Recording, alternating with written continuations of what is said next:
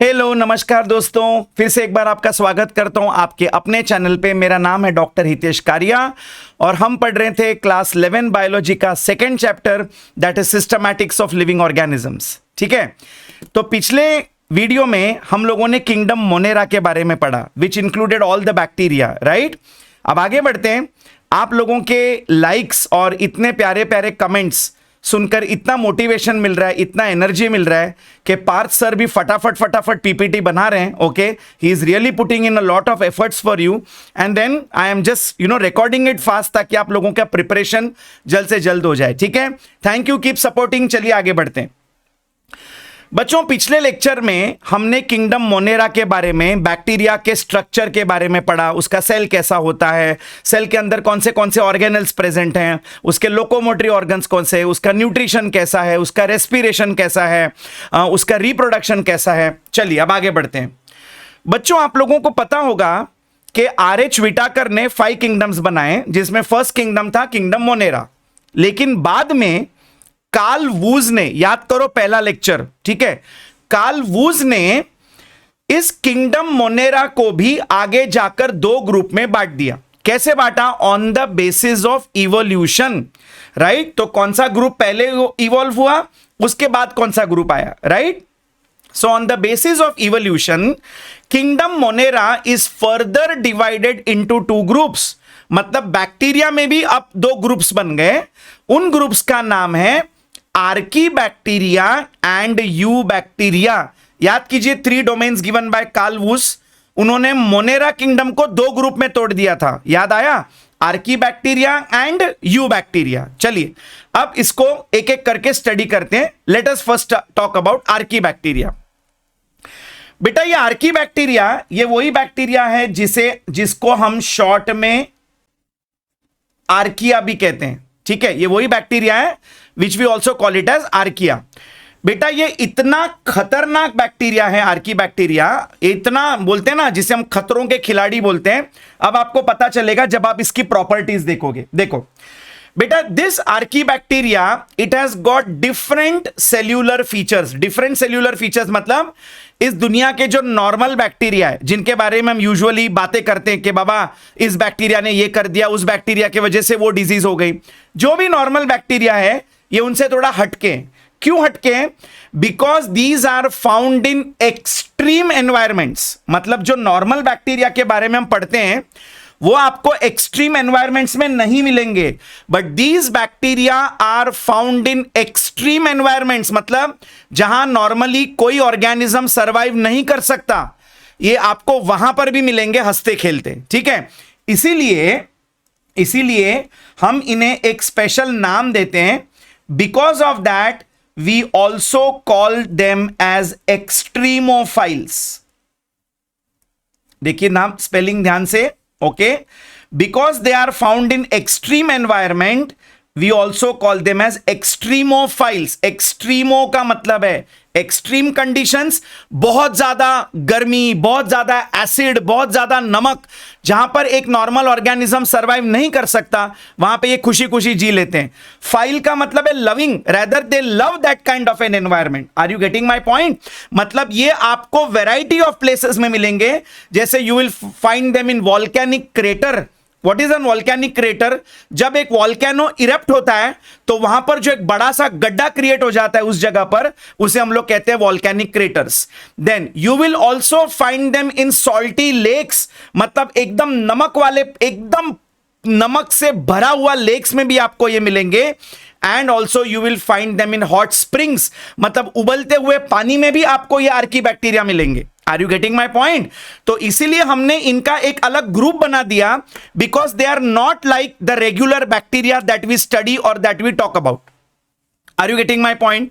So they are found in extreme environments like volcanic craters, like salty lakes and like hot springs. तो मेरे बच्चों, जहां पर ये पाए जाते हैं उनके हिसाब से हम इनको नाम देते हैं। अब ध्यान से देखिएगा, वेरी इंपॉर्टेंट। ओके, जो आर्कीबैक्टीरिया आपको सॉल्टी लेक्स में मिलते हैं, मतलब उनके अंदर क्या प्रॉपर्टी है कि they can withstand very high salinity. Salinity का मतलब है नमक से भरपूर, and that is why those archaebacteria which you find in the salty lakes, they are called as halophiles. ध्यान से सुनिएगा, बहुत इंपॉर्टेंट है ये नीट पॉइंट ऑफ व्यू से। What are they called? Halophiles. Halo का मतलब होता है नमक, तो नमक से भरपूर पानी में भी ये लोग सर्वाइव कर सकते हैं, जहां पर एक नॉर्मल बैक्टीरिया सर्वाइव नहीं कर सकता। Are you getting my point? Then there are certain archaebacteria which can withstand very high temperature। अब ये देखिए, they can withstand very high temperature। Are you getting my point? And because of that they have been given a name। so ये आपको volcanic craters में भी मिलेंगे, ये bacteria आपको ये हॉट स्प्रिंग्स में भी मिलेंगे। ओके, तो इसके वजह से इन्हें हम नाम देते हैं थर्मोफाइल्स। ध्यान से सुनिएगा, very very important. They are called as thermophiles because they can withstand very high temperature। Are you getting my point? So इनका सेल वॉल का स्ट्रक्चर अलग होगा, इनके और भी फीचर्स अलग होंगे, and that is why they have got different properties. Then अब इसमें से कुछ आर्कीबैक्टीरिया ऐसे हैं जो आपको मिलेंगे in the gut of ruminants. ध्यान से देखिए, you will find them in the gut of ruminants. Gut का मतलब होता है इंटेस्टाइन्स, ठीक है? गट का मतलब है इंटेस्टाइन्स, और रूमिनेंट्स मतलब क्या? जितने भी कैटल हैं, रूमिनेंट्स का मतलब है जो जुगाली करने वाले प्राणी होते हैं। अभी जुगाली मतलब क्या? आपने देखा होगा एक गाय या भैंस को जब आप उनके सामने चारा डालते हो, पहले वो चारे को स्वॉलो करके अपने पेट में डाल देंगे, और जब फ्री टाइम में शांति से बैठे होंगे तो they are able to bring back that curd into their mouth and keep on chewing and again breaking it down so that it can be easily digested. तो इस प्रोसेस को हम लोग बोलते हैं rumination.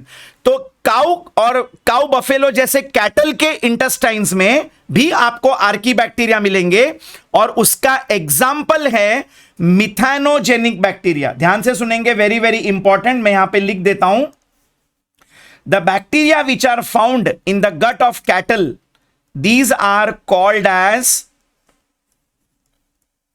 Methanogenic bacteria. Are you getting my point? And ये बेटा ये एनारोबिक बैक्टीरिया होते हैं, they survive in the absence of oxygen and they are responsible for the production of methane. ये मिथेनोजेनिक बैक्टीरिया ही मीथेन गैस प्रोडक्शन के लिए responsible होते हैं। इसीलिए जब काऊ की पॉटी को, काउडंग को जब आप एक बायोगैस प्लांट में डालकर डिकम्पोज करते हो, फर्मेंटेशन करते हो, तो उसी के वजह से वहां पर मीथेन गैस जनरेट होता है, because of the presence of methanogenic bacteria.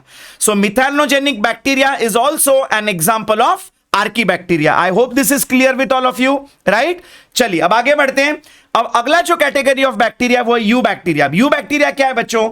These are the true bacteria. मतलब नॉर्मली जब हमारे डेली लाइफ में हम जिस बैक्टीरिया की बात करते हैं, बीमारी वाले बैक्टीरिया, या दूध को दही में कन्वर्ट करने वाले बैक्टीरिया, या कंपोस्ट करने वाले बैक्टीरिया, ये जब इन बैक्टीरिया की बात करते हैं, दे कम अंडर यू बैक्टीरिया। तो कैसे याद रखेंगे? आर्कीबैक्टीरिया को छोड़कर बाकी जितने भी बैक्टीरिया प्रेजेंट है इस दुनिया में, they all come under eubacteria. Eu का मतलब ही है true, so they are the true bacteria, ठीक है? अब इनमें क्या खास बातें हैं? इनकी जो सेल वॉल है, it is made up of peptidoglycan. ये तो हम ऑलरेडी पढ़ चुके हैं किंगडम मोनेरा में। ये देखिए यहां पर आपको मैं ड्रॉ करके बता देता हूं। ये जो मिडल लेयर है, चलिए दूसरा कलर ले लेते हैं to make it more clear for you. हाँ, ये देखिए, ये जो मिडल वाली वॉल है सेल मेम्ब्रेन के बाहर, हमने बोला था this is the cell wall, this layer, middle layer is the cell wall, and this is made up of peptidoglycan. I hope this is clear with all of you, right? अच्छा, अब ये इनके characteristics कैसे होते हैं बेटा? ये unicellular भी हो सकते हैं और ये फिलामेंटस भी हो सकते हैं, right? And the filamentous ones are multicellular. मतलब ये आपको ऐसे लंबे लंबे फिलामेंट्स के फॉर्म में मिलेंगे। See here, you all will be able to see, ये आपको ऐसे लंबे लंबे फिलामेंट्स के फॉर्म में मिलेंगे। तो बेटा ये मल्टीसेल्यूलर भी हो सकते हैं। Are you getting my point all of you? Then going ahead, ये आपको एक्वेटिक भी मिल सकते हैं और टेरेस्ट्रियल भी मिल सकते हैं। मतलब ये बैक्टीरिया आपको पानी में भी मिल सकते हैं और ये आपको जमीन पे भी मिल सकते हैं। I hope this is clear with all of you. Then ये ऑटोट्रोफिक भी हो सकते हैं और ये हेटेरोट्रोफिक भी हो सकते हैं, राइट। सो यहां पर you get two types again on the basis of their nutrition. They may be autotrophic, मतलब खुद का खाना खुद बनाते हैं, या they depend on other organism, so they may be heterotrophic. Now अगर हम ऑटोट्रोफिक बैक्टीरिया की बात करें तो अब उसमें भी दो टाइप है, ये भी हम पढ़ चुके हैं। दे मे बी ईदर फोटोसिंथेटिक और दे मे बी कीमोसिंथेटिक। अब फोटोसिंथेटिक का मतलब क्या है बेटा? They prepare their food using the sunlight, and chemosynthetic का मतलब है they prepare their food using the energy from chemicals. तो यहां पर सन की एनर्जी यूज हो रही है, यहां पर केमिकल एनर्जी यूज करके खाना बनाया जाता है। चलिए अब दो एग्जांपल्स यहां आपको याद रखें under photosynthetic bacteria. One is chlorobium and the second one is chromatium. इसी क्लोरोबियम को हम कहते हैं green sulphur bacteria. Green sulphur bacteria, the scientific name is chlorobium, and दूसरा वाला जो है वो है क्रोमैशियम। तो ये जो दोनों बैक्टीरिया हैं ये फोटोसिंथेटिक हैं, ठीक है। और कीमोसिंथेटिक में only one example you need to remember, that is the sulphur bacteria, ठीक है। तो ये जो सल्फर बैक्टीरिया है ये कीमोसिंथेटिक है। अब ये जो फोटोसिंथेटिक बैक्टीरिया है ये क्यों फोटोसिंथेसिस कर सकते हैं? बिकॉज उनके पास, इन दोनों के पास मेरे प्यारे बच्चों, इन दोनों के पास फोटोसिंथेटिक पिगमेंट्स प्रेजेंट हैं, ठीक है। तो आपको यह पूछा जा सकता है कि कौन से फोटोसिंथेटिक पिगमेंट्स प्रेजेंट हैं। ध्यान से सुनना, the photosynthetic pigments that are present in this bacteria are chlorophyll A, chlorophyll B, then they also have carotenes and they also have xanthophylls, ठीक है बेटा। ये वो पिगमेंट्स के नाम हैं जिनकी मदद से ये बैक्टीरिया फोटोसिंथेसिस कर सकते हैं। So the photosynthetic pigments are chlorophyll A, chlorophyll B, carotenes and xanthophylls. I hope I am clear with this, absolutely clear. And chemosynthetic bacteria में you just have to remember one example, that is the sulfur bacteria. They prepare their own food by using the energy of the chemicals. Are you all understanding my point? So this is the sulfur bacteria. चलिए आगे बढ़ते हैं बेटा। अब U bacteria में हमें specifically एक bacteria के बारे में यहां पर पढ़ना है, एक ग्रुप ऑफ बैक्टीरिया के बारे में पढ़ना है जिसे हम कहते हैं ब्लू ग्रीन आल्गे। आप लोगों ने ये सुना होगा। तो मेरे बच्चों ये जो ब्लू ग्रीन आल्गे नाम का बैक्टीरिया का ग्रुप है that also comes under eubacteria, ठीक है। इसी को हम एक और नाम से जानते हैं, they are also called as cyanobacteria. Are you all getting my point? Now अब ध्यान से सुनिए बेटा, इन्हें हम कहते हैं ब्लू ग्रीन आल्गे, पर ये रियल में आल्गे नहीं है, ये एक बैक्टीरिया का ग्रुप है, लेकिन उनके अंदर फोटोसिंथेटिक पिगमेंट्स प्रेजेंट हैं तो हमने उन्हें एक नाम दे दिया blue green algae. But actually में ये आल्गे नहीं है, ये बैक्टीरिया है। So we also call them as cyanobacteria. Are you all getting my point? Absolutely clear. चलिए अब इसके कुछ एग्जाम्पल्स आपको याद रखने। ब्लू ग्रीन आल्गे के एग्जाम्पल्स हैं, वन इज नॉस्टॉक, ये नाम आपने सुने होंगे। The other one is anabaena and also one more is oscillatoria, right. So these are the examples of bacteria that come under the blue green algae group and that come under eubacteria, ठीक है।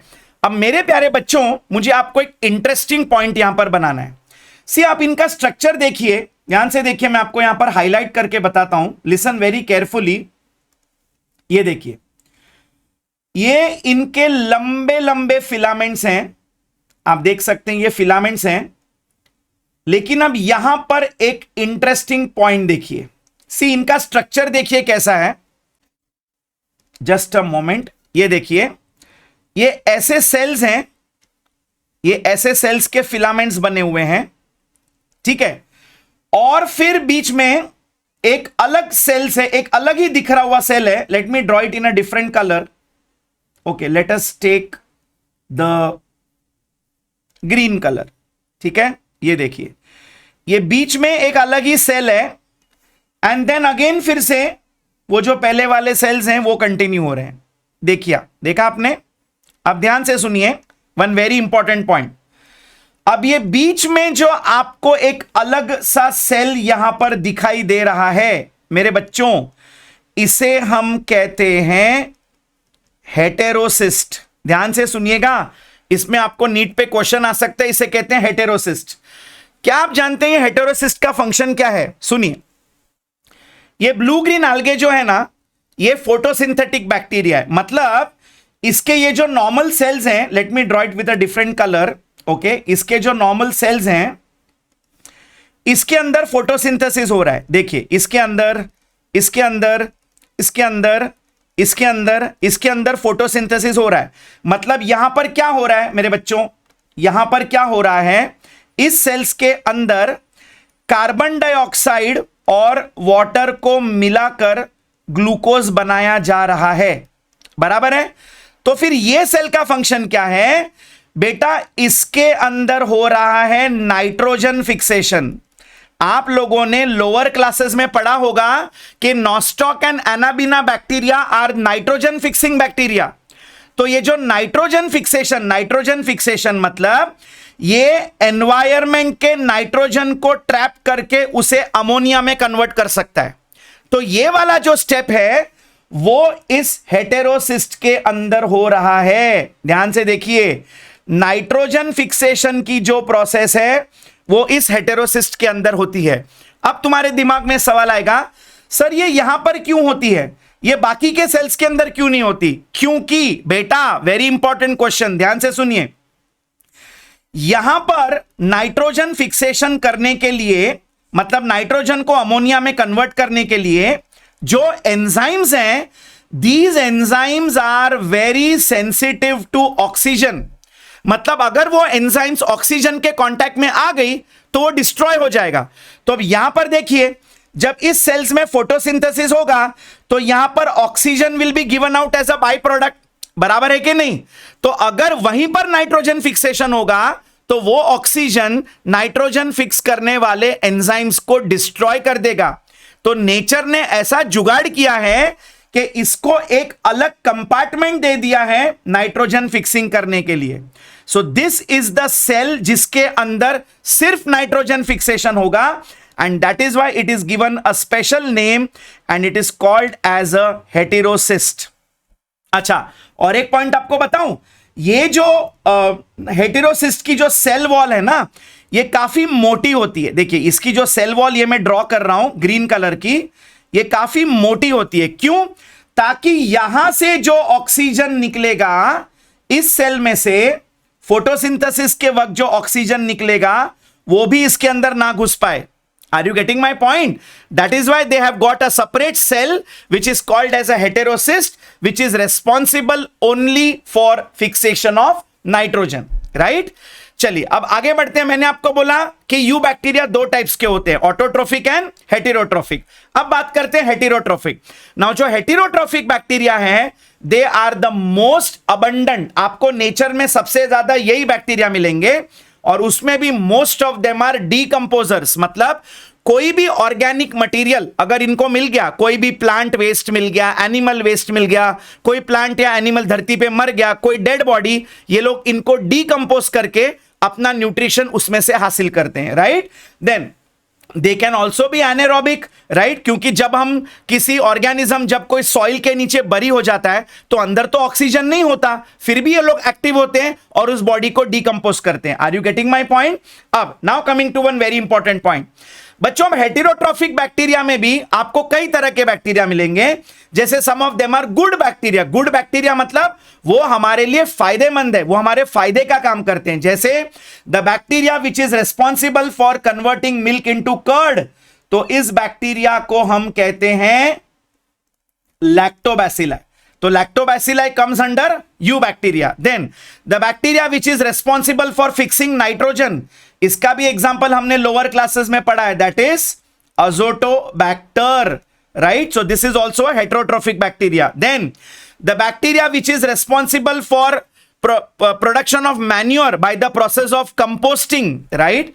So the bacteria which helps in composting, then the bacteria which helps in the production of antibiotics. क्या आप जानते हैं कि कितने ऐसे bacteria हैं जिनकी मदद से हम एंटीबायोटिक्स बनाते हैं? The medicines that are used to kill the harmful bacteria, right? So one of the bacteria जिसमें से हम ये एंटीबायोटिक्स बनाते हैं उसका नाम है Streptomyces, right? So Streptomyces is a good bacteria from which we make antibiotics. Lactobacilli, which converts milk into curd. Azotobacter, which is responsible for converting nitrogen into the compounds of nitrogen so that they can be absorbed by the plants, and the bacteria which are responsible for breaking down the waste and ultimately converting it into manure, right?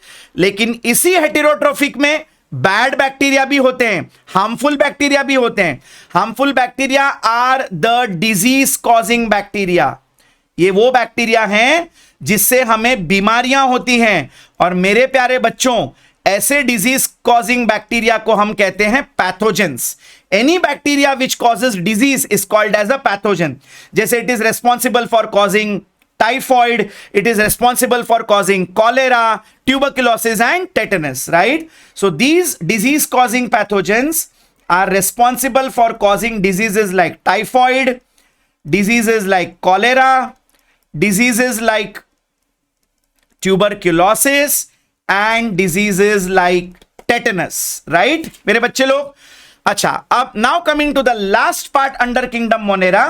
Under kingdom Monera we have to study one more group of organism जिसे कहते हैं mycoplasma. ठीक है, ये bacteria के cousins हैं. So that is why we have put them under the group mycoplasma. Mycoplasma are the smallest of all living forms on this earth. इस धरती पर अगर सबसे छोटे कोई ऑर्गेनिज्म है तो वो है माइकोप्लाज्मा. अब आपको इसकी खास बात बताऊं बेटा. हमने कहा बैक्टीरिया के पास सेल वॉल होता है, लेकिन mycoplasma do not have a cell wall. इनके पास सिर्फ एक प्रोटीन की बनी हुई, प्रोटीन और लिपिड की बनी हुई एक लिपोप्रोटीन मेम्ब्रेन है. ये देख लीजिए, यहां पर मैं आपको हाईलाइट करके बता देता हूं. This is the lipoprotein membrane, that's it. और आपको एक इंटरेस्टिंग चीज बताऊं. See, normally bacteria can be killed with the help of antibiotics because हम उनके सेल वॉल को डैमेज कर सकते हैं. एंटीबायोटिक्स का काम क्या है? वो बैक्टीरिया के सेल वॉल फॉर्मेशन को ही अफेक्ट करते हैं. So the bacteria can not make a cell wall और वो बैक्टीरिया मर जाता है. लेकिन यहां पर तो सेल वॉल ही नहीं है. Are you getting my point? इनके पास सिर्फ एक लिपोप्रोटीन की मेम्ब्रेन है. And that is why this mycoplasma group they are resistant to antibiotics. मतलब इनके ऊपर कोई भी एंटीबायोटिक काम नहीं करती. So this smallest group of organisms are called mycoplasma and they also are put under kingdom Monera. तो मेरे प्यारे बच्चों, इसी के साथ हमारा किंगडम मोनेरा यहां पर खत्म होता है. आई होप आप लोगों को यह concept of this entire kingdom अच्छी तरह से समझ में आ गया होगा. Thank you so much. अगर वीडियो अच्छा लगा तो please do like, share and subscribe. Thank you. God bless. Bye bye. Take care. मिलते हैं अगले लेक्चर में.